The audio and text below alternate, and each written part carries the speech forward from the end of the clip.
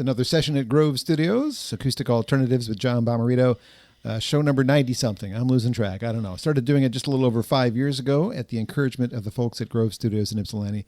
And if you're a musician or a podcaster or a DJ, this is a spot for you to do your thing, get out of the garage, get into the studio, get out of your apartment. You can make a lot more noise here and not disturb anybody. And I'm really grateful that they allow me to do this really fun thing that I used to do in my radio world job in Ann Arbor, but lost that in the pandemic. And this has opened up another door for me to expose people to either musicians that have been around for 40-some years, like my most recent guest, David Wilcox, or some that haven't been around quite that long. But for me, they're up there in the same category. They're the same level of awesomeness.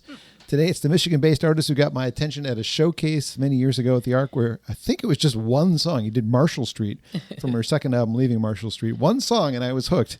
And we've had all sorts of visits since about 2006 or 2007 over the year. But today, we don't have to worry about it being like a certain length for any radio show. We're just going to talk and play, and so happy to be joined by multi-instrumentalist Jen Sygit. Hello, Jen. Hey, thanks for having me. It's about time, and we are doing this not around that album, but it's just because, 5 years into the podcast, I thought I'd have you sooner. But we were waiting for something important. Something fun to promote, maybe. Yeah, there is something. There is something. What's it going to be? Though I have performed a bazillion uncountable times at this point at the Arc in Ann Arbor, I have never headlined a show there, which is kind of weird. I don't know how that's possible. Well, we did technically have one booked pre-pandemic, but as many things went by the wayside in the pandemic, also the show went by the wayside, so fell by the wayside. Yeah. So I did do a garage performance in Mike Lynch. If you're not familiar with who that is, he plays with a bazillion bands, Steppin' in It, and really like a bazillion bands. Steppin' in It and The Insiders are probably his main two projects. Anyway, we played in his garage for a live stream for the Arc in lieu of the stage performance. But nope, this is going to be the real honest to goodness first time headlining. This far into your I know. It's crazy, your career. Yeah, and I did try my last album release, but just lines got crossed and it never ended up happening. So, yeah. So, and to be fair, Anya herself reached out to me for this one, so it wasn't even on my own steam. It was her saying, "Hey, you want to come headline a show at the Arc?" And I was like, "I probably should. Probably should at some point." Who would say no to that? I know. November right? 30th is the date. November 30th. It's Thanksgiving weekend, but it is the Sunday of. So hopefully your family plans and your Friday shopping spree is over. I got Saturday plans, but not Sunday plans, but I do now. All right. Yay. Mars McCartney is your opener? Mars McCartney is my opener. So I have hosted an open mic in Lansing since 2003. Lansing's where I hail from. You might have said that. I forgot if you did. And one of my amazing guest hosts when I'm off doing other shows is a fella named Mars McCartney, and he just dropped his very first full-length album. It's just really stripped down him and his guitar, but he's an amazing singer and songwriter. His voice is to die for. He sounds a little bit like Nick Drake vibes as his voice, and his guitar playing is very strong. And I'm excited to bring him to Ann Arbor and to expose him to some new folks. I think he's going to get a lot of new fans at the show. So. And when you Google him, the first thing that comes up is Paul McCartney and Wings, Venus and Mars. Yeah, yeah. But he is in there. Yes, that's his chosen name. I won't tell you his real name because that's his chosen name. That's right. Yeah. Well, before we get into conversation about you and your life, you have a guitar, and I would love to hear you sing and play. All right, let's try a song. Well, we'll do this song at the Arc show probably. And when I say we, I'll be there with my trio, which features a songwriter from Grand Rapids named Eric Engblade, and a local girl, fiddle player, multi-instrumentalist, singer, amazing songwriter, all of the things, Emily Slomovitz. And the two of them will be backing me up. And I miss them on this song because they have kind of like cool backup singery parts, which is fun for me. I'm not going to do it. Normally, I'm the backup singer, so it's fun to flip the switch and be the front person and have them singing backup for me. But this is a newer song of mine that I'm thinking about doing a new album soon, but I'm not there with material. But this will probably be on it. I wrote this tune for my, maternal grandmother who passed a couple Decembers ago. I know you said play a song and I'm still talking, but I'm wearing, you can see me because we're being videoed. I'm wearing these sort of Native American inspired earrings made by a local Michigan woman named Denise. And I have a lot of Native American heritage, and I don't talk about it a lot because they look very pale for someone with Native heritage. However, my grandmother was a card-holding member of the Cattle tribe, and she made baskets out of pine needles and stuff, and I've posted photos of them online. They're really intricate, and some are in museums down in the South. And I have photos of her with the tribe chief and such. At any rate, this song, I didn't meet her till I was a senior in high school. My mother didn't know her from when she was 5 till I was a senior in high school. We had one Polaroid picture of her the entire time I was growing up, taped up on a mirror. And I did finally meet her for the first time, again, as when I was a senior. But I was never quite as close to her as I was with my paternal grandmother, who was basically like a third parent to me. And so when she passed, I felt regret, and I went on a bit of a deep dive about her life. And that's where this song came from. The name of the tune is Cowgirl, Cadillac, which was her vanity plate on her red pickup truck. So here we go. This is the full title is Grandma Went to Heaven in a Cowgirl, Cadillac.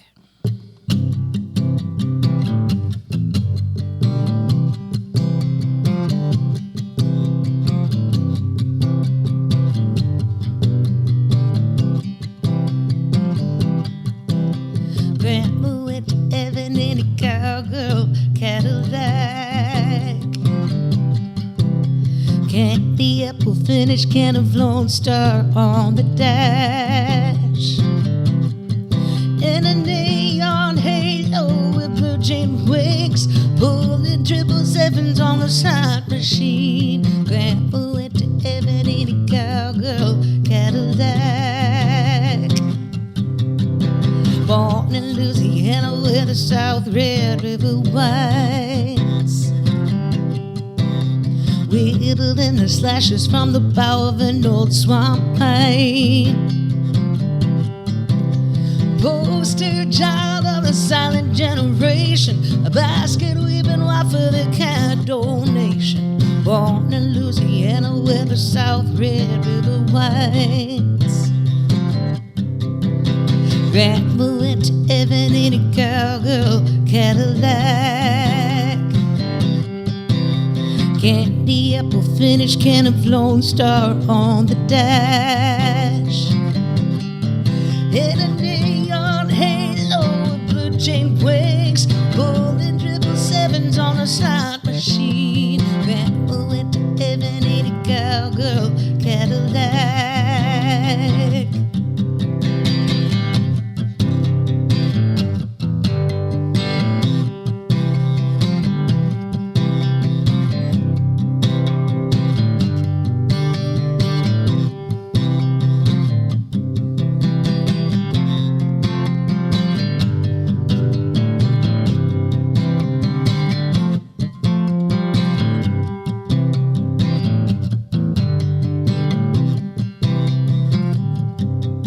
She tried domestication, but the lifestyle didn't take.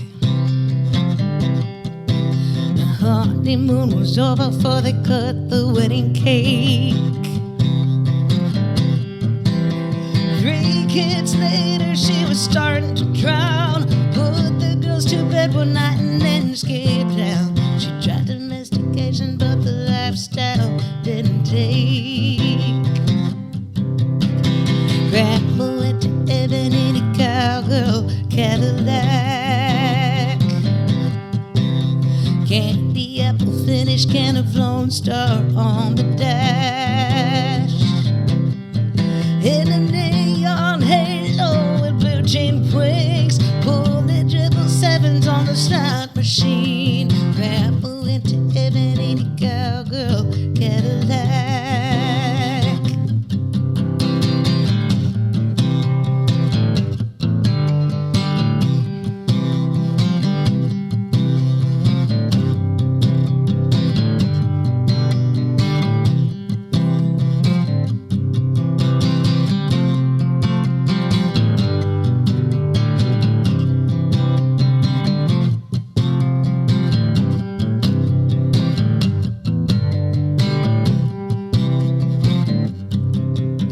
tried domestication, but the lifestyle didn't take.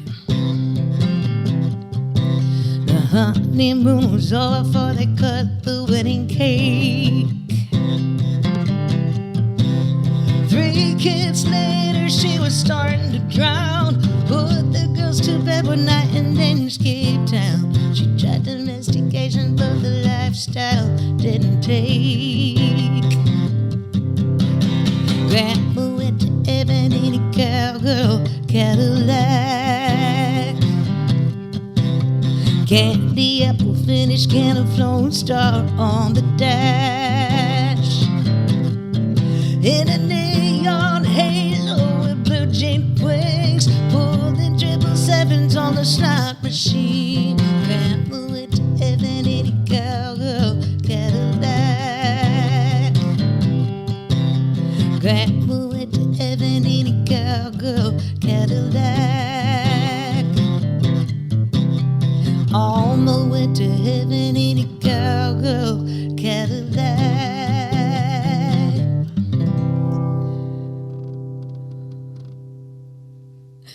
So that went out to your grandma, Jen Sygit. And I forgot to tell that important part of the story, which was our entire life. We called her Marie, Grandma Marie, G. Marie. And after she passed, I found out her real name was Alma. Oh, hey. Yeah, no big deal. Totally different. Whatever. The other fascinating part that didn't make it into the song yet, I reserve the right to change it in the future, is that her sister also went by a pseudonym, and they're both buried together in the cemetery, which is very interesting. They don't like their real names, apparently. I guess they're just, sisters in secrecy. I don't know.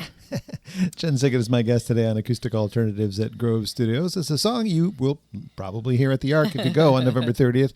It's the newest one of the newest ones anyway, not available on one of the 4 records, and potentially will be available on a forthcoming record at some point. Yeah, I'm getting in gear. I'm definitely motivated to get a new record to happen. It's time. It's always time. Yeah. It's like constantly time is how it feels. But yeah, it's just always hard. The follow through is the hard part. Like finishing all the songs and feeling proud of them and ready to release them into the world is the tricky part. Now that one, as a specific spots, I'm sure like me, you're hearing like, oh, here's a guitar solo. Here's like, when you write, do you think that way? I do often think that way. Yes, not always, but yeah, I have. You had some big segments there where there was. Yeah, like, I mean, to be fair, all of music is an oral tradition, and we're all listening to other things, ingesting them, and hopefully using bits of them in our own writing in our own way. Mm-hmm. Instead of thievery. There are only so many notes, Jen. So, when you're writing a song, I don't think it's totally unusual for an artist to have a concept perhaps based on another song they like. It might be a vibe, it might be a rhythm, it might be a melody, or a combination of such, as long as you don't get sued. And at any rate, I think whatever song you're vibing from has things going on that maybe you imagine as part of your own song. Maybe Brand New Cadillac, the song that the Clash covered. Was it a cover? Yeah, anyway. Or Pink Cadillac. Cadillac. There's lots of Cadillac. Yeah, there's some Cadillac songs out there. Luke Winslow King has... Yeah. Well, let's back up to a time when Grandma was still with us. You were in Marysville, which is near Port Huron, right? Yep. That's where you grew up? My brother still lives there. I grew up in a little town called Marysville, which is at the base of the thumb near Port Huron. So Bridge to Canada is very close also. So my first ever gigs were bizarrely in a little Irish pub in Ontario in Sarnia. It was called Paddy Flaherty's. Oh, Paddy Flaherty. My friend Paddy. Paddy Flaherty's. Oops. Oh, I love you, Paddy. And it was like old Irishmen yelling, sing this Irish tune for me. And I got paid in beer because the drinking age there is 19. If you're not from this area, you don't probably know that. Yeah. So, all of the U.S. kids where I grew up were all hopping over the border and drinking at a much younger age. When I turned 21, it was kind of like, whatever, I've been doing this for 3 whole years already. So we did the Windsor trip from my area, so I know the thing. And I do have relatives that live in Sarnia and in Ontario as well. So so that's part of my heritage for sure. The grandmother the song was about is more of a southern. She was Louisiana, Shreveport area most recently. The end of her life, she passed in Michigan, but spent a lot of her life in the South. So, yeah, my mom was a military brat, and so my grandfather was in the Air Force, and that's how he met my grandmother. So we've got very white Irish on one side and Native American on the other. So and a couple generations later, here I am. And I'm glad for that, of course. Before the 19 drinking age gigs, what were you doing as a kid? Like, what kind of stuff made you excited? Did you always play guitar? Were you? I grew up with music in my heart, for sure. My parents tell me stories now as an adult, like.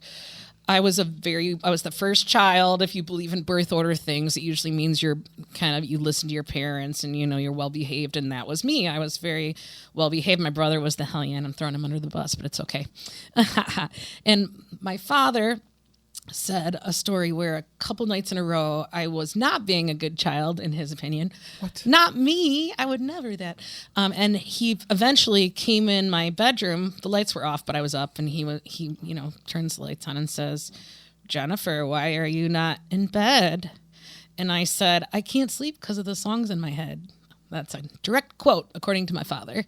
And they also say, and I do have some fun photos of me as a very young child playing instruments. And basically, if we went to someone else's house and there was a piano or any form of instrument there, I would not talk to anybody. I would just be like on the instrument the whole time. And by the end, playing Twinkle, Twinkle or whatever, a child plays.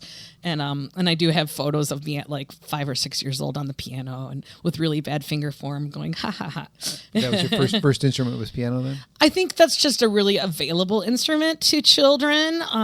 My first was probably a recorder, and I played trombone in the high school band. But the first thing I ever wrote on was keys. If you're not a keyboard player, it's laid out very nicely in front of you compared to guitar where you have to have calluses and finger dexterity and muscle built up. You can't often pick up a guitar and just immediately play it, but keyboard you kind of can. And if you've got a good ear, which is primarily what I am, I do read a little music, but I'm certainly not a strong music reader. But if you've got a strong ear, piano is your friend because it's very, very quick and easy to see the patterns of the chords. And yeah, so my first, probably honestly not even keyboard, but bad, cheap grandma's retired organ in the basement was probably where I first wrote songs. My very first song ever was called Hot Love. I didn't know what the hell I was talking about. Sorry, can I say hell? I just did twice. Hey, it's a podcast. It's not radio. So it was hot love running through my veins. Hot love. Boy, you can't explain. It's that hot love that you can't resist. Come on, baby, give me a kiss. Those were the lyrics. Where do you think that came from? I think it came from Madonna. Okay, probably yeah. Madonna influence or like over hypersexualized pop music. Like I didn't know what I was saying. I was just rhyming words and it sounded cool. Yeah. So that was my first foray into writing. I wrote a musical in 4th grade. We're going way back. Wow, a musical. With a girlfriend of mine for Earth Day. Yes. You should pull that back out. I don't remember a lick of it. It happened, though. Nobody video recorded this? That's a good question. I'm going to ask my parents. All right. This feels like a thing that needs to come out next April. All right. So we're going way back. Yeah. So musical theater was part of your history, too. You did that in high school? I did a lot of musical theater. I went to Interlochen. I was in marching band and concert band and, jazz band. I was the singing trombone player. So gonna take a sentimental journey playing it on my trombone, stand up and sing it. And sit back down and play more trombone. Bring that back. I'm at a jazz station now. I know, but I went to college and I had to have some beer money, so I sold my trombone for beer money. It was a horrible idea. Can you still play? My embouchure probably sucks. I could get it back, but my embouchure, I'd probably, if you don't know what embouchure is, it's what you do if you're playing an instrument that has a mouthpiece on it. So that would be like trumpet, French horn, tuba. You need something called embouchure, and it's like the way you smush your lips into the metal. It's where that's really all it is.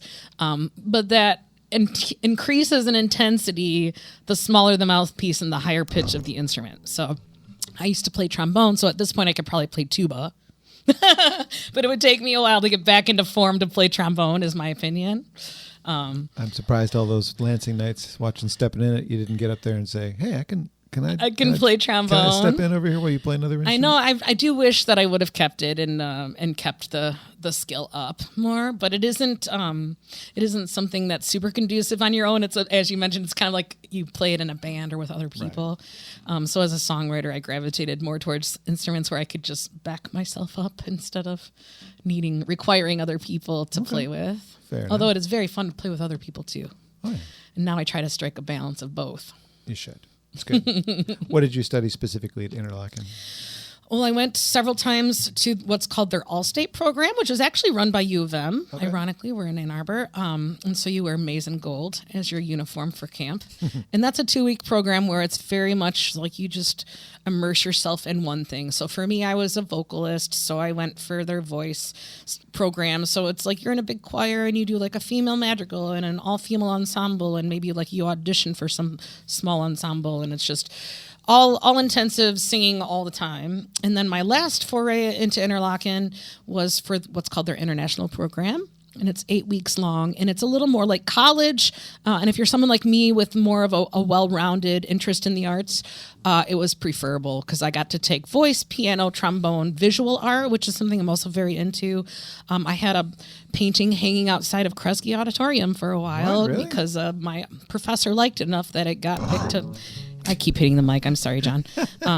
I got picked to have my piece displayed. I still have it in my basement in a cardboard thingy. Nice. I do get to use some of those skills now as a performer because I still do all my own postering and all my own graphic design for the most part, unless the venue offers it. Yeah. So it's a skill I still get to play around with a little bit. But yeah, so the international program was great for someone who ended up being a songwriter, just because again it lets you explore all different avenues within the art world and not just focusing solely on singing all of the time. And I did honestly get accepted to the academy my senior year of high school, but it's one of my big regrets in life that I turned it down. It was the biggest scholarship they ever gave, and I turned it down because I was a senior and I thought I really want to spend my senior year at my high school. Again, biggest regret, but in the moment, I thought it was important to me. So I could have potentially gone to the academy my senior year, but again, we make choices. Yep. When did you relocate to Lansing? I moved to Lansing in 99 as a junior. I went to a little community college where I grew up called St. Clair Community College for a couple of years, paid for it out of my pocket, working at an orthodontics office and a photo lab. Ooh. Yeah, I used to take ligatures off the local sheriff's teeth. Don't screw up or he'll pull you over. Just kidding.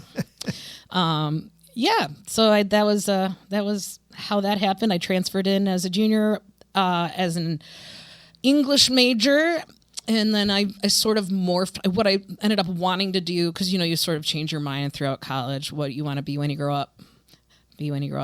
And I think I figured it out.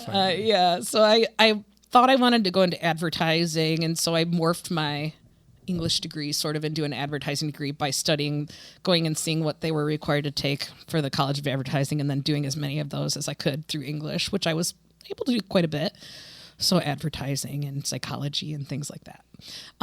Flash forward, I get a job before I graduate at Elderly Instruments, which is a famous music store in Lansing. Yeah. And because I was working there, I saw, holy cow, there are people making a living playing music that aren't like Britney Spears level, so it is possible. And so I had an interview at an advertising firm, and not everybody has their epiphany moment, but I had an epiphany moment where I called the day of the interview a couple hours before and canceled it. But I had an advertising interview at a firm for sports and entertainment, and I guess I made the decision I was going to give it a shot.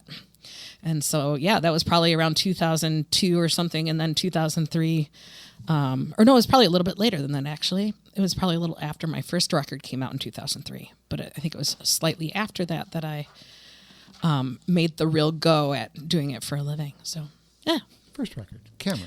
First record, People here listening. to there. No one even knows about that record, hardly. No one. Not even John Bommarito. It's a deep cut. Well, you know a lot more than the average Joe. Well, but yeah. Can't help myself. I do have 4 records. I think a lot of people think I have 3. So Here to There. That's the one I'm holding in my hand for those watching it on the video. 2003 release. This is truly your first That's released? truly the first record. So there's nothing like independent hiding out there before Nope, that? I kind of consider that my independent release. No, it I mean, is. they all are, but essentially. Well, that is a good start. And then we eventually find ourselves, from this point of your career, playing more, getting out in gigs. And I imagine because the Michigan music scene, especially the folk Americana scene, is very supportive of one another. they are. I find that to be true with many musicians. I would agree with that. Yeah. I mean, there's always a little bit of competition because there's only so many gigs, but overall, from my travels outside of the state, I do think we have a special situation here where people are more a community and less competitive. So I think I'm on the board for the Michigan Music Alliance, which our motto is collaboration over competition, which is perfect for at least the Americana scene. Who was the first one to really kind of pick you up and take you under their wing and say, hey, everybody, this is Jen Sygit? Yeah, I mean, I a little bit made it happen myself because I was just it was just what I was interested in. So it didn't feel hard to make inroads because I was just like, you play music, you're cool, let's be friends. And I happened to have a class with Joshua Davis of Steppin' It, or just Joshua Davis on his own is famous now. So, I met him through college and he has now gone on to do great things. Dominic John Davis was he produced my last record, plays bass for Jack White amongst a million other amazing folks, produces lots of records, including my last record. He was the first person I met not in my dorm at MSU. So it was partly that I was just interested. I met him because I went straight to the Fine Arts Library and he was the librarian at the time. Okay. So, that's kind of how it happened organically. Perfect. Through them, I met Seth Bernard, and Seth Bernard invited me to be a part of Earthwork Music, which I'm officially not a part of Earthwork, but I think in my heart I'm always part of Earthwork, and I still work with all the people involved. I'm just not officially on their website as a roster person any longer, but I spent a lot of years working with and through them. It all happened pretty organically for me. I didn't have there's no team. It's a team of one. And it's just meeting people and forming relationships. And again, the Michigan community being more of an inclusive, let's work together, and less of a competitive, I'm not going to help you out, vibe. So,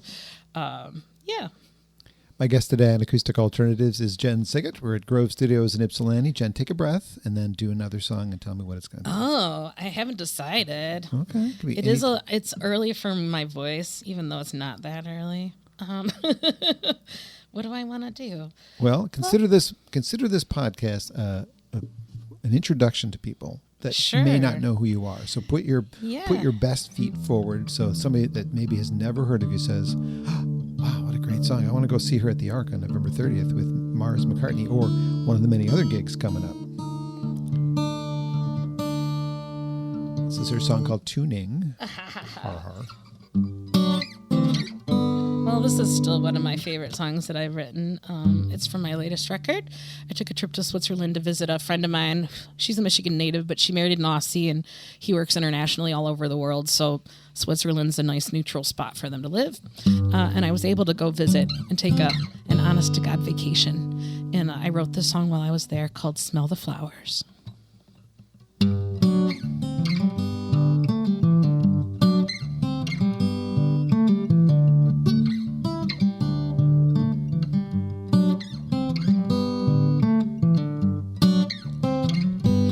Grab a globe, spin it round, close your eyes, put your finger down. It's there for the taking, the whole world could be ours if we start. Smell the flowers,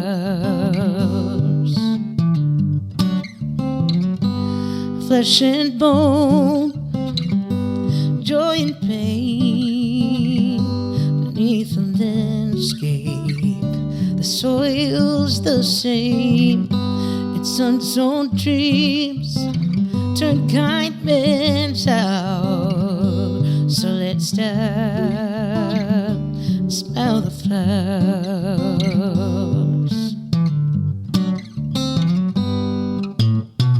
Find them blooming desert sands on alpine mountain tops, pushing through the concrete cracks and vacant urban lights, on the water, in the snow, along the boulevard, in exotic far-off lands, in your own backyard. Speak the truth, reject fear, make each day count while we're still here. We may have seasons or merely hours, so let's stop and smell the flowers. Yes, I stop and smell the flowers. Think it's time we stop and smell the flowers.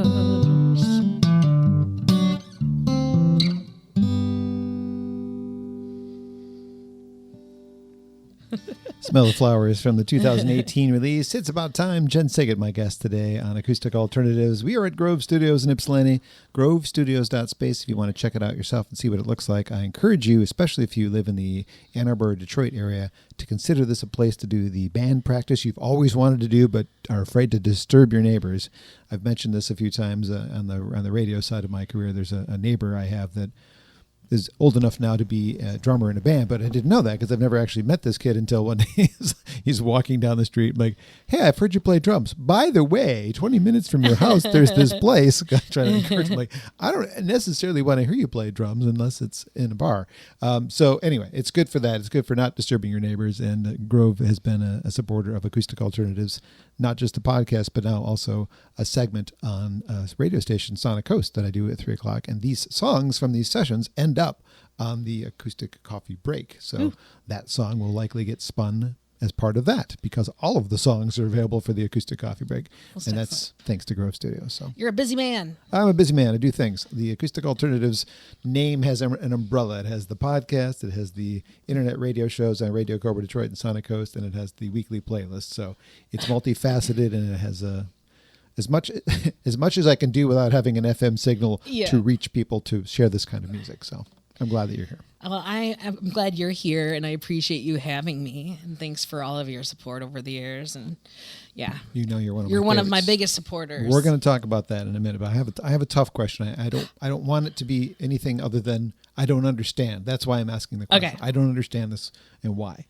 Because a lot of your friends that you have played with and I've associate you with have, what's the word I'm looking for? I don't even know. They've grown more than I have. It's like, to use the word successful doesn't sound right, but like, you know, Lindsay Lou plays festivals and Maze and touring a lot. Like it doesn't seem fair because when I think of you in the same sentence, right? It's like all these people I found at the same time are so good. And then Jen is still not. Yeah. This is your first time headlining the Arc, which I am still confused by. I know it's probably a little bit on my own. You know, I probably just didn't push hard enough to do the Arc, or I felt discouraged when I didn't get a reply.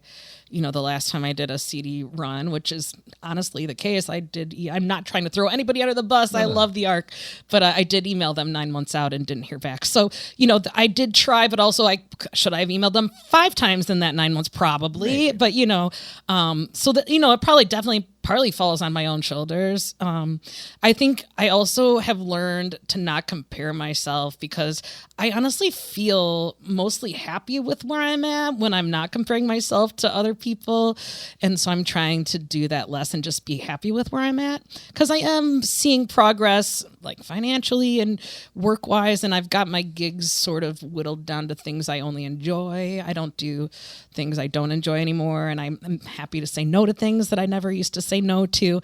I mean, I do think some people have had some luck. Some people have had the right relationships or right partner, or, you know, does your partner have a music festival? Does your partner play for Jack White? You know, like there are different things that help that, of course. You know, that's not the reason. They're all very talented, but 100%. I'm just saying there are also elements that are sort of luck or of the situation or the right social whatever. But I'm not dead yet, so you never know. No, I mean, like a booking And I am agent- pushing a little harder now, so we'll see. I've been trying to get a trio together the last couple years, so that's what I'm going to be appearing with at the Arc. And the idea was to have a project that I'm very proud of that I feel like I can push with. And also, I want my next record to pretty much like whatever I make for the record, I want to translate to the live show. So whatever trio I'm playing with will be making the record. In the past, I've done studio records where I have all these great, amazing musicians, and I can get them usually for the CD release run, but I don't have them all the time. So I'd rather have a project that directly translates from the CD to the live show. And what you buy is what you're going to see when it's live. So that's some things I'm aiming for this next go round that we'll see if they help me or not, you know. I'm still here, still trying. Maybe I didn't release enough stuff. I don't know. It is a deep question and one I could probably ponder on and talk about all day. But again, I feel like I'm only disappointed when I do compare myself. So I'm trying to just be happy with what I'm doing. And I think ultimately that's probably better for me to push, because if I start comparing and getting disappointed, then it makes me less likely to push because I just feel defeated. You know what I'm saying? Well, probably the biggest compliment that can come out of that and that group of people that we're talking about, they cover your songs. They do. And that's got to be like, wow. I mean, I feel accepted by the artists themselves. Yeah, like, of course. you know, Well, and it is. Ask to go on tour with them. Yeah, that's a good point. Yeah. And Do you do more than just the regional stuff? Have you been out of Michigan lately? Not really lately. Since the pandemic, no, not really. Oh. Before the pandemic, I was working on a 13-date tour on the West Coast before the pandemic. But again, that happened to a lot of people. But for me, it was like the beginning of my kind of push to be national. And so the beginning just never happened with the last record because of the timing a little bit. So, well, when I found you in about 2006 or 7, it was the Leaving Marshall Street record, which again, I'm holding up to a camera, which may or may not be able to see it. And that album became my number 5 album of the year, the first album I heard of yours. And I had to go back and find the older one. And I think you gave me a copy or something. But pretty good start for a new artist for me, Leaving Marshall Street. And then along came So Long Pollyanna a few years later, my best album of 2009. Yay! And for a local artist to hit the top of my charts happens, but it's a big deal to not me. very often. But for somebody like you, I bet that felt pretty good that there's a guy in Ann Arbor that thinks my music is pretty good. Definitely. And then 2018, when we got to It's About Time, number 2 album of the year. So thank all you. 3 of the last 3 albums have been in my top 5 albums. I know that may not seem like much to people, but I listen to at least 100 new albums a year.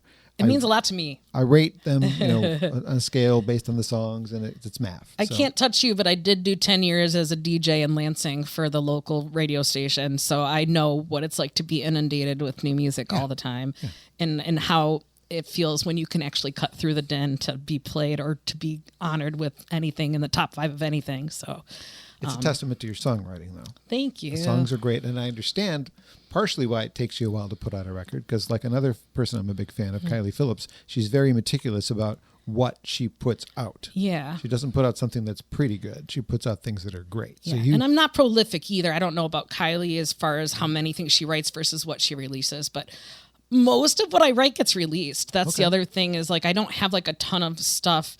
There's a few one-offs that I'd maybe wrote for a compilation CD or something like that. But most of the time if I'm writing, I'm not a person who writes like 30 songs and puts 10 on a record. I write 10 songs and put them on a record. So for better or worse, that's how I function. And what do you find that inspires you to actually pick up the pen or whatever you write with? Oh man, so many things. I mean, there's a lot going on in the world right now. So If you write many- about the world, it'd be I easy. know, but that actually makes it harder in my opinion because there's so much coming at you. It's fatigue sometimes, and I want to write about this. 2 seconds later, no, I want to write about this because there's just always things happening. So then I feel obligated as a performer to sort of speak my mind as far as how I feel about the state of the world. But I also, is it easier to step away and just have fun songs that people can just escape with too? I don't know what the answer to that is. In the past, I've definitely not shied away from touching on politics, but I don't know what the current vibe means for It can isolate you, but it's just you. I mean, I'm being true to myself. Authentic, right. That's authentic, is a better word. But yeah, I forget what the initial question was now. I've been waxing so poetically. It's about what you're finding inspiration for when you are writing. Like what is preventing definitely you from I always feel inspired when I go see live music. But honestly, most of the time it's late then, and I'm like, I'm not going to write right now. But I do always feel inspired when I see others perform and moved by their performance. It makes me immediately want to go home and create my own things to move people with. Do you have books of unfinished songs? Oh, I have tons. So I'm a person who also writes more. Nothing is ever 100% across the board writing wise, but because I've written, lyrics first or music first or at the same time simultaneously, but I do tend to write the music first. So I have bizarrely finished like melody, chord progression songs with no lyrics. That's kind of how I write. And I don't think it's typical because I've had other writers tell me it's not typical when I like send them something and they're like, yeah, I don't really like that. So, but what's normal? There is no real normal in songwriting. You just do what you do and you're thankful that you grabbed whatever inspiration you did from the universe and were able to put it on paper. But I have a lot of songs that are started. I have a really hard problem with finishing things. My follow through is where I'm lacking. I start lots of songs and then, yeah. So the shorter answer would have been yes. I've got lots of songs start sitting there, some with lyrics, some just full instrumental, but could be a song. I need a Bernie Taupin is what I always, the joke. Maybe you need a partner. The joke is, right. So I have actually tried a couple times in the last couple of years because I write this way. Kyle Joe is one person. I sent him some stuff.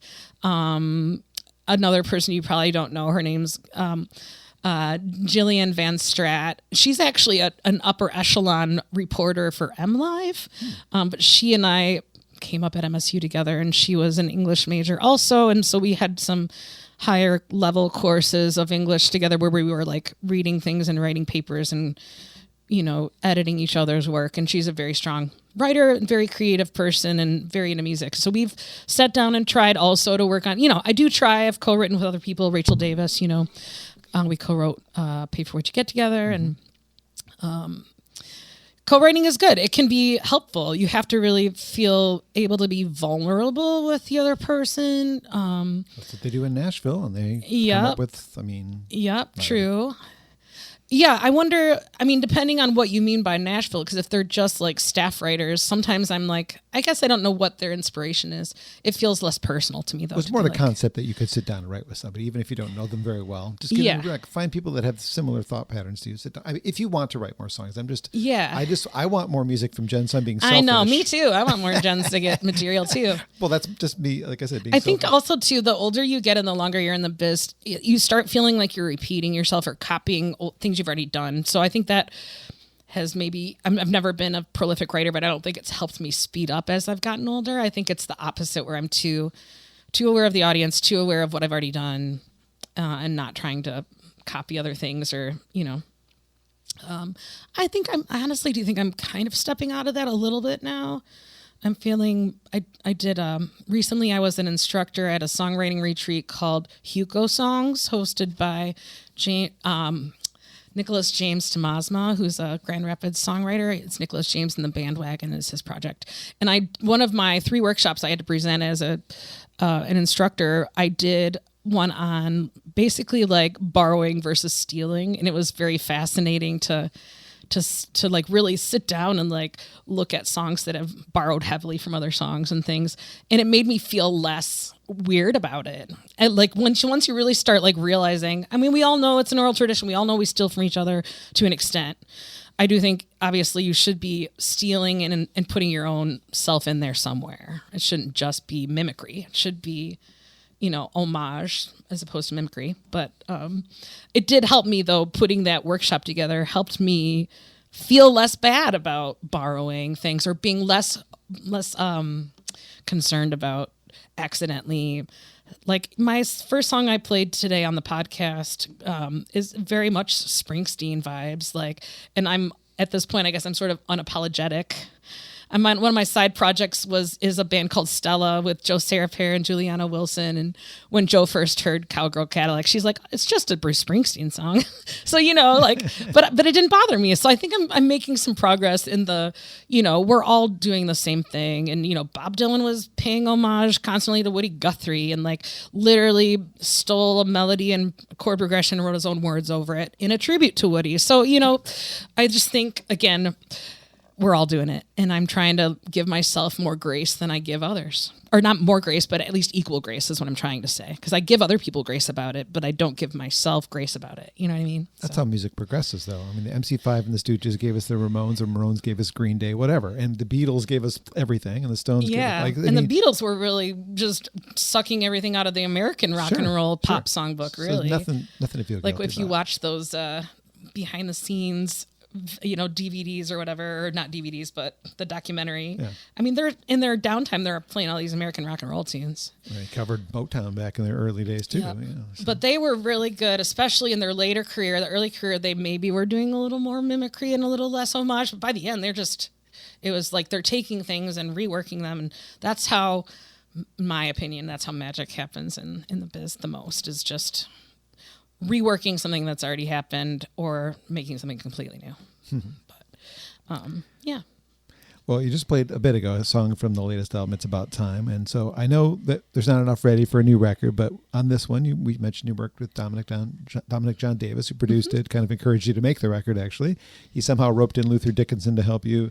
You had help from the McCurry sisters, Colin Linden, all joined you on this record. Yeah. So you've had this experience. We've got to work with some, heavy hitters. Yeah. And do you think about that for the next record? Like, what can I do to top that? Or where are you in that thought process with the next record? Well, again, I think I'm going the opposite direction, where I'm going less hire big guns for the studio and more going what you get on the record is what you're going to get live. Okay. So I think that kind of answers that a little bit. Yeah, absolutely. For example, Dominic John Davis has played bass on all of my records. Yeah. But again, other than an occasional CD release show, he's playing with people who can pay him much better. So sure, but he likes you. He would, in his heart, he would do it because we're old friends. But so I like the idea of going a different route this time. Not getting I have access to many amazing players, like you said. A lot of my friends have grown bigger than I have, and they would still work with me.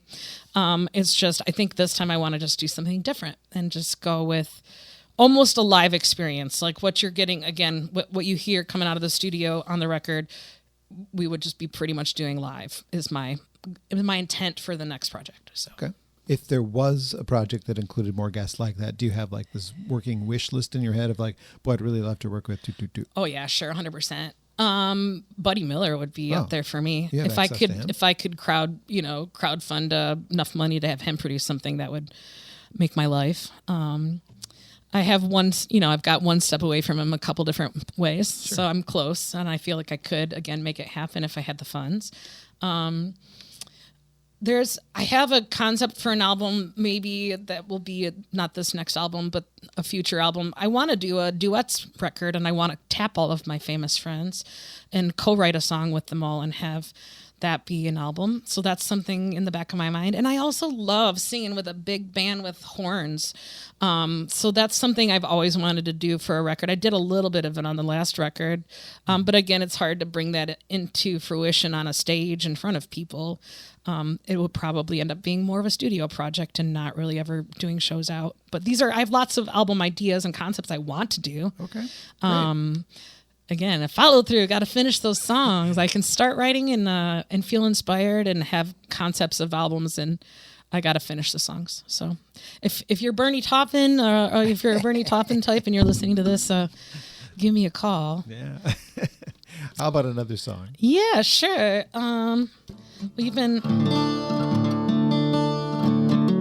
I was going to play another newer one, but you've been talking a lot about Marshall Street, so I also feel like maybe I should play that.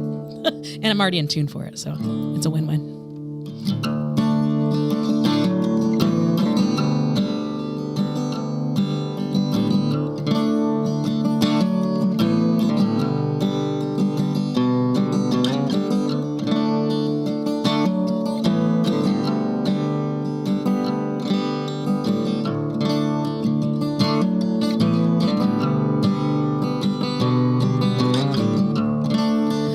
I come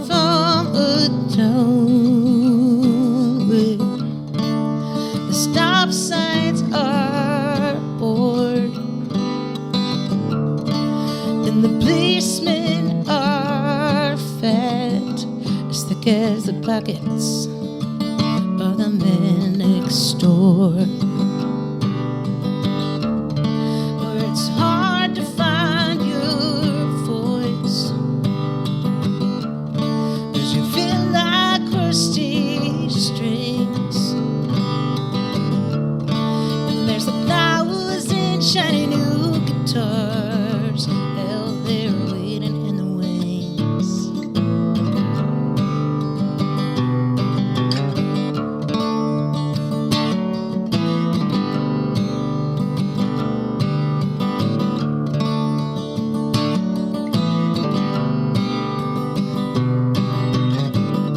So I'm gonna drive on through the night till I forget where I am going. I'm riding shotgun with my doubts,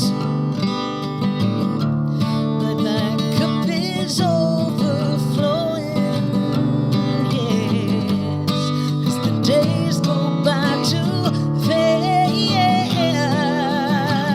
to be flying the flag at half-mast.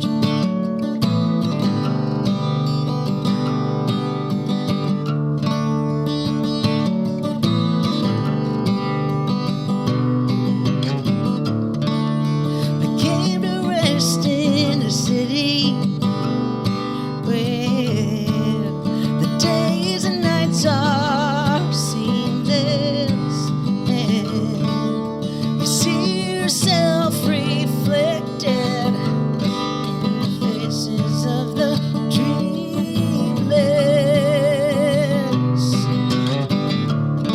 Well, every evening down on Marshall Street, the best and brightest of the pool,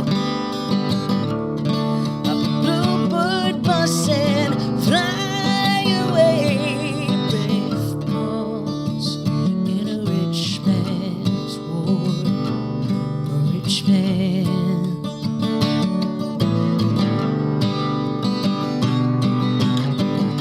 And down on Marshall Street they're fading fast, living flying the flag at half-mast.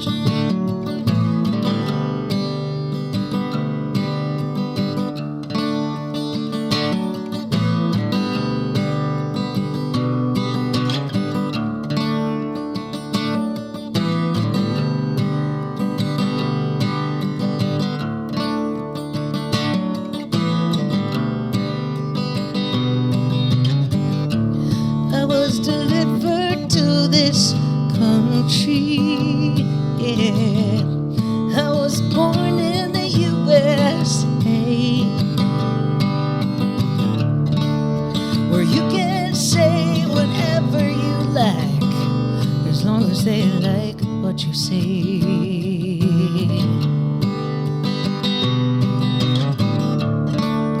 But that won't keep me quiet.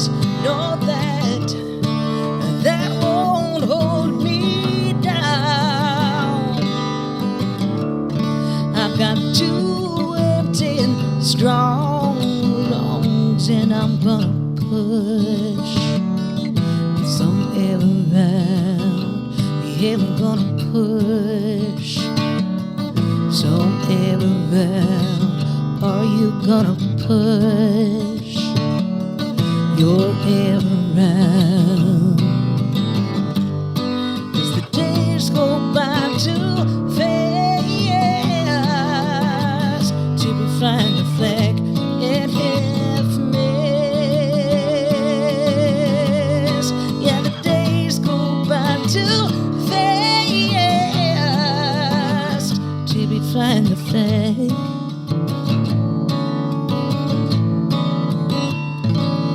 at half-mast.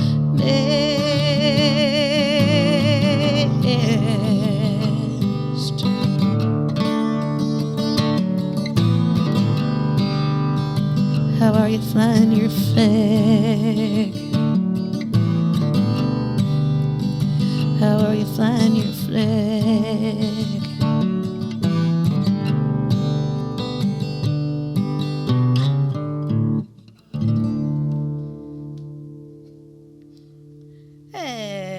Jen Sygit on Acoustic Alternatives, the song that was my gateway drug, shall we call it. Marshall Street is the more or less title track from Leaving Marshall Street. And I had forgotten that on the actual recording, Seth and May are singing on that one. Drew Howard's playing dobro. Like, I haven't looked at the credits in so long. I think Madcap plays some jaw harp on one of those songs. My Sweet Angeline, yeah.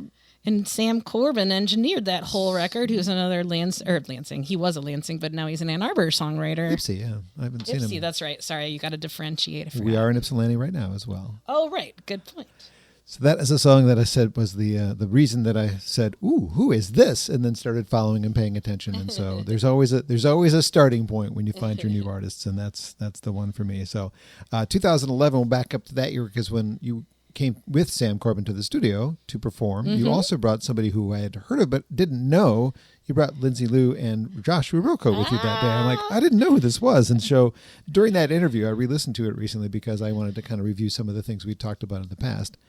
I learned that you and I think she and him were playing the Carter Family in a production. We all three did. Yeah. The three of us together played the Carter Family. I forgot about that completely until I read Yeah, I forget about it too. Do you ever think about doing more of that kind of stuff? Because you liked musical theater as a kid, and that's kind of essentially doing musical theater. I mean, more opportunity. I was also the music director of that show, bizarrely enough. Yeah, honestly, it's harder to make a living being an actor than it already is as a musician. Okay, and though well, I was bad paid choice. well for that show because I was the music director mostly. I don't see myself going in that avenue as like something more permanent. But that was a trip that we were all in that show. You should see the 70s versions of us when we had to have like 70s dresses and wigs because it's like the whole lifespan of these characters of the Carter family. So yeah, totally weird. I got to find the pictures. There's some really great pictures that we did an interview for like the local paper or whatever, and they took some fun pictures of like Lindsay holding an auto harp with us all and like Yeah, it's kind of funny. But I always remember that was you bringing Lindsay to me and me kind of going, "Oh, wow, how did I miss that?" So that ties in together. They were that whole our neighbors in Lansing, and even after they moved to Nashville and blew up, when they would come to Lansing, one day I came out of the shower and Lindsay was just in my living room because there was a taco cart right by our house, and they were having taco cart. And my partner Jeff, who plays drums with Stevin in it and Luke Winslow King and a bunch of different people around the state.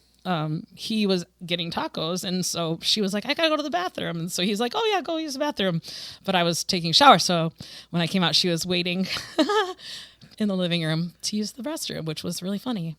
And I was not expecting to have Lindsay in my living room when I came out of the shower. No. But we're old friends, yes, very old friends, and we've written some stuff together too. One song was an award for her people that had supported one of her records. We wrote a song called The Great Pacific Garbage Patch together.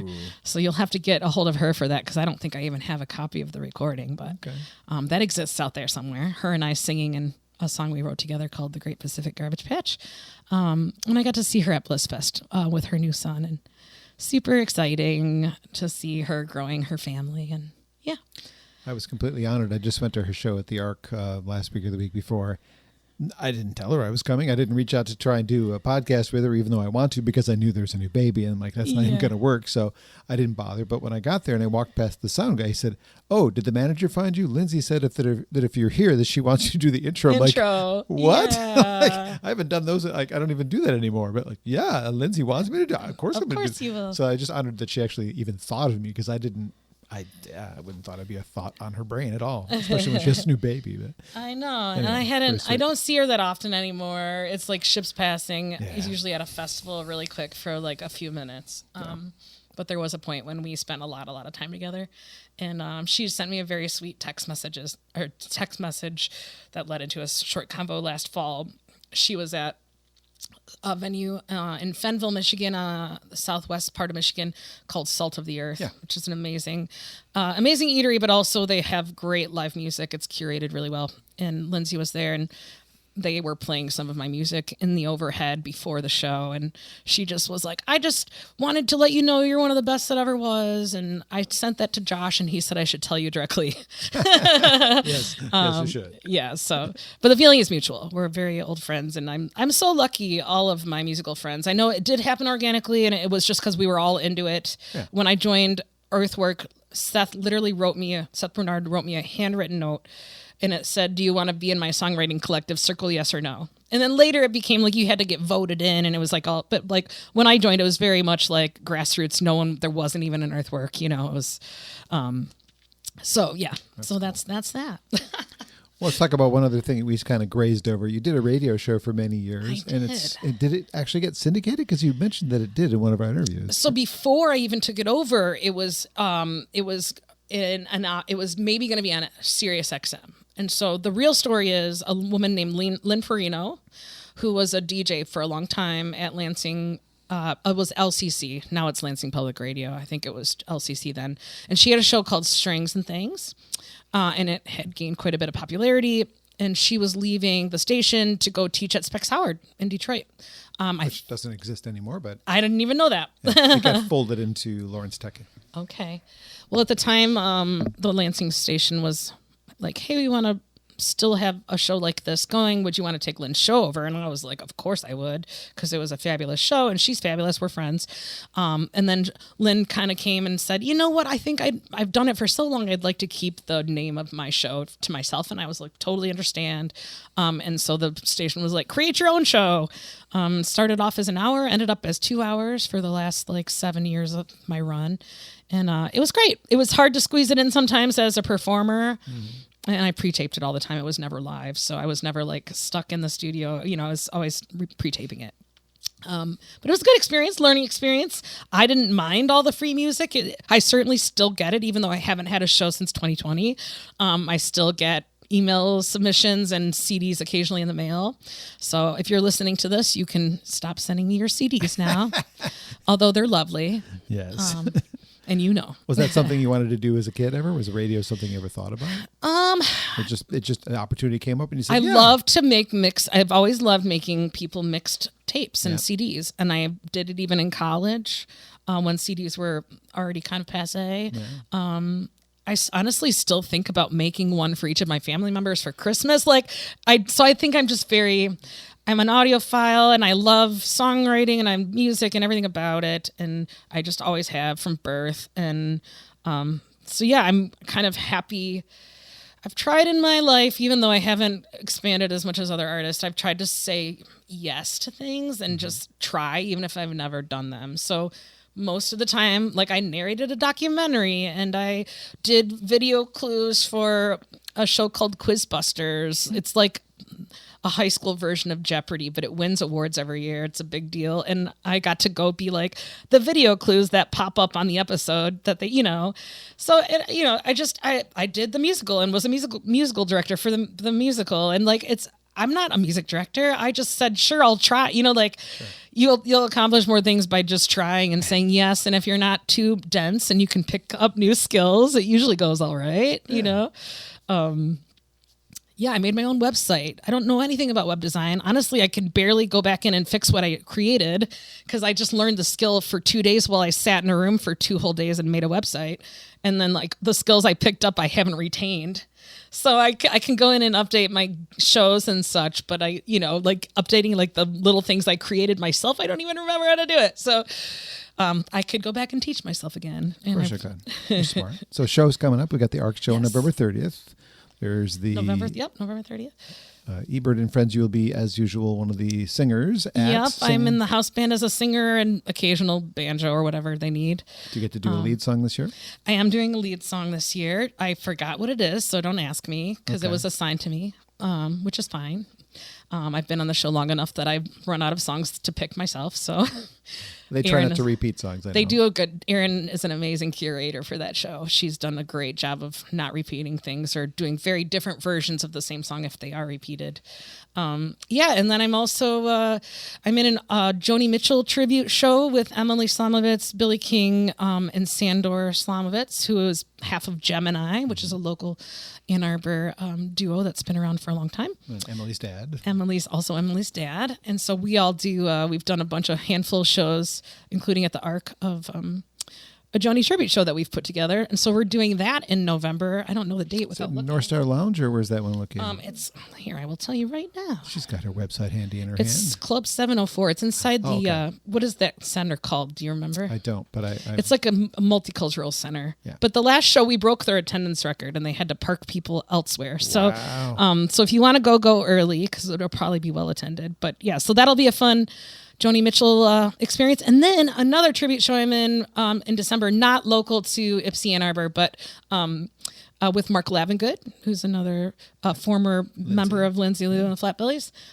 Grace Tyson, and I'm forgetting the fourth person's name, but it's a John Prine tribute show where we're all doing a short set of John Prine tunes, and that's happening at Bell's Brewery in Kalamazoo. And that is on the 19th of December.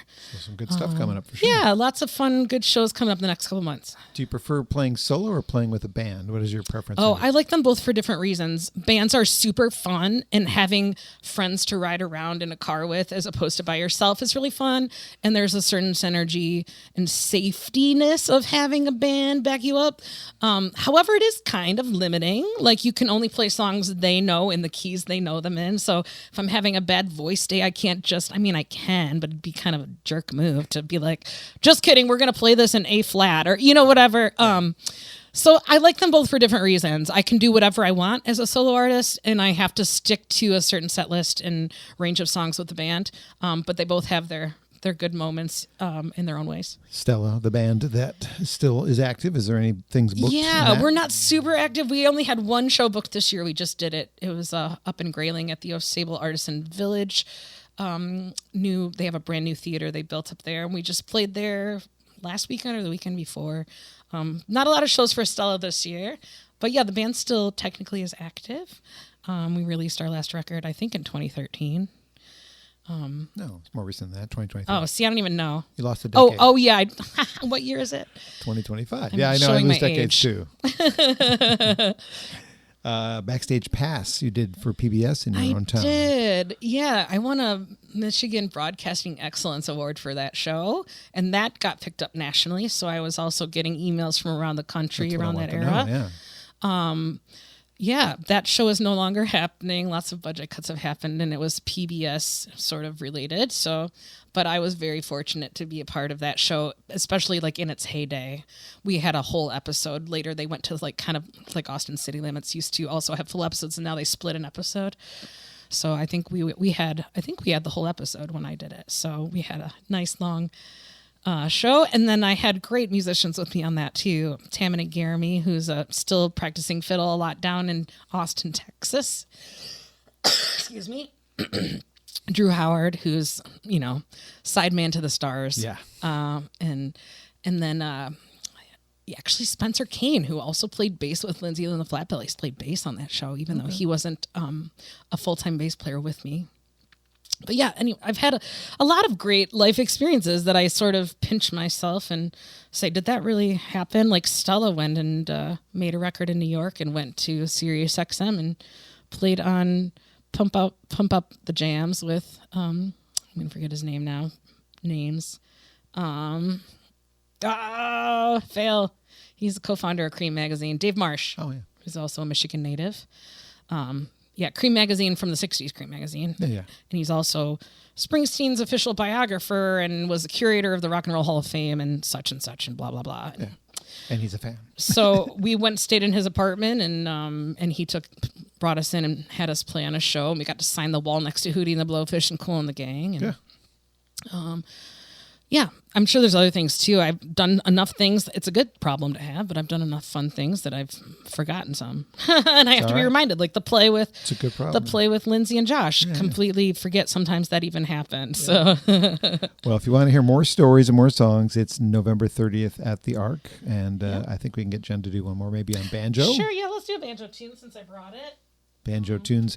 And we're in Grove Studios in Ypsilanti. This is located, if you're not familiar with, between Detroit and Ann Arbor, not far from I-94.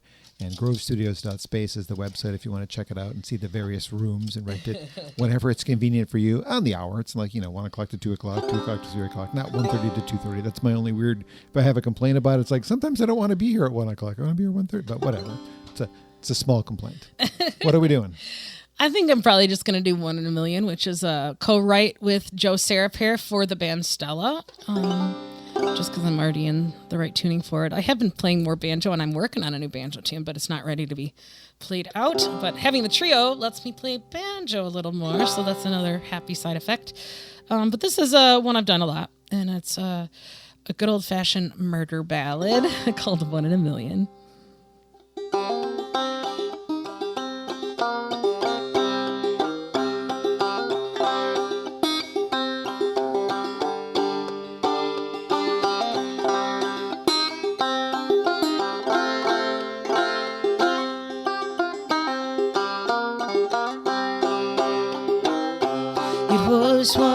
It was one in a million.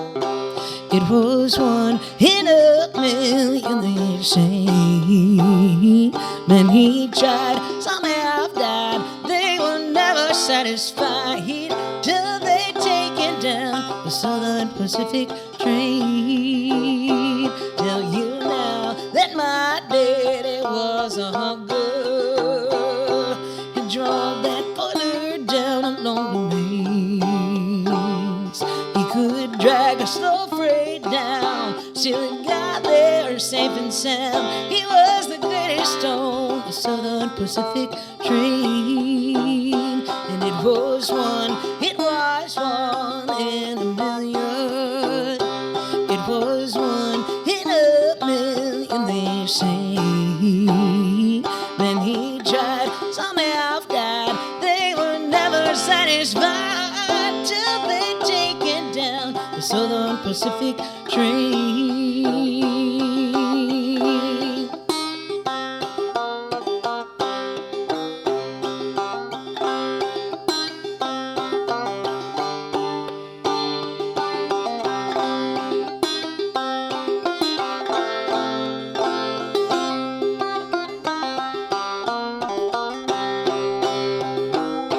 It was on a winter's night near Topeka.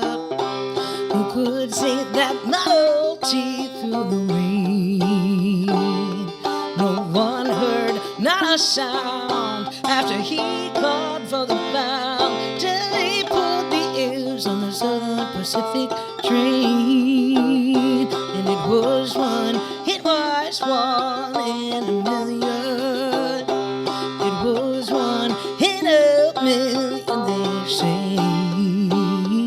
When he tried, some have died. They were never satisfied till they taken down the Southern Pacific train.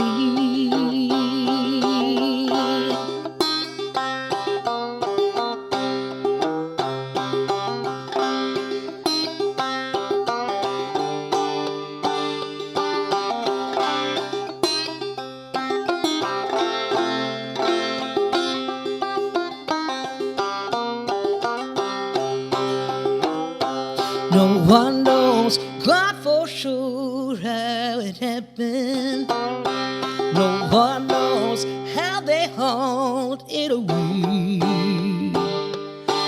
They left our voice told as my daddy lying cold down beneath the rail of the Southern Pacific train. And it was one in a million.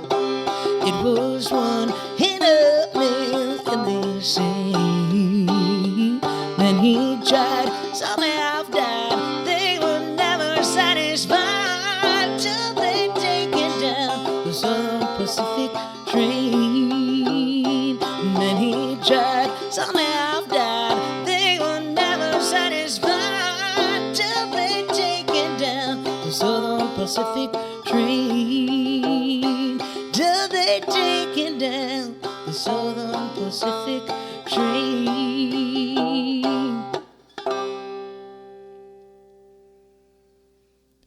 Jen Sygit is my guest on Acoustic Alternatives. 1 in a Million, performed here at Grove Studios. Allison Brown, Steve Martin, if you're listening, maybe Jen could be your next collaborator. You know, they have that new album out together. Maybe they're looking for I somebody do to tour watch with. Dirty Rotten Scandals like a couple times a week. It's a true story.